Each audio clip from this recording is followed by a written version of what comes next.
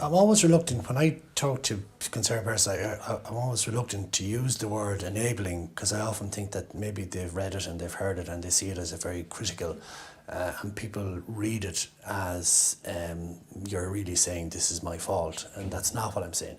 But I suppose for me, enabling kind of falls into two kind of categories. The one that comes from the area of protecting somebody. So maybe if my partner was, let's say, drinking or using drugs, but I want to protect him from neighbours knowing, or his work knowing, or so in order to protect this person from what I would perceive as some kind of consequences, I maybe lie for them, I cover up, I I don't say if somebody crashes their car, I go out and collect them and don't tell anyone. Or if somebody can't go to work, I'll ring up and I'll make an excuse and say, look at it, he's not well or she's not well. So it's coming from the point of view of protecting, and that would be the part I'm trying to do.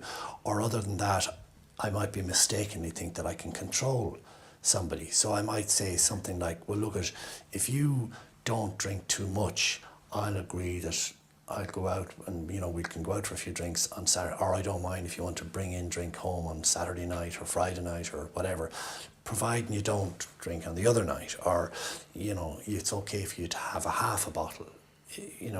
I knew one woman who used to buy heroin for her son because she thought that by her buying it, she was going to prevent him from meeting a dealer who, with all that goes with that. So if you think of those two things like that, this is not from a point of view of somebody saying, I don't care, or I'm going to make you use. It's purely from, I'm either trying to protect you or I'm trying to somehow reduce the amount that you use. But in fact, the net effect of that is I'm actually helping you to use more. Do you know what I mean? It's absolutely misguided. It's absolutely misguided because it doesn't actually, it doesn't stop a person using. It just makes it easier for them to use. And I mean, addiction is one of the primary, I suppose, symptoms in addiction is an ability to manipulate, an ability to lie and be dishonest. So for an addict, that's, if he or she has somebody who's prepared to lie for them, cover up for them, pick up the pieces after them, supply them to some extent, why would they change? And that for us that's the key.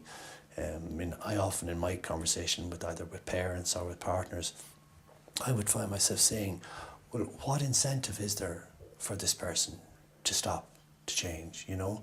Like it could be a mother who's looking after the son, cooking for him, washing for him, not charging any rent. Well, he doesn't have enough money for rent, but he has enough money for drugs. Yeah, well, and it's very hard sometimes because people are hurt by that, the activity. And now when they hear somebody like me saying, you're enabling, now they're doubly hurt because they're feeling, oh God, I can't do anything right. So I think it's a really sensitive area, and I think it's somewhere that needs to be handled with a lot of care. But I also think it's really, really important that people see how much damage they're doing in the mistaken belief that they're actually either controlling somebody's addiction or helping. Do you know what I mean?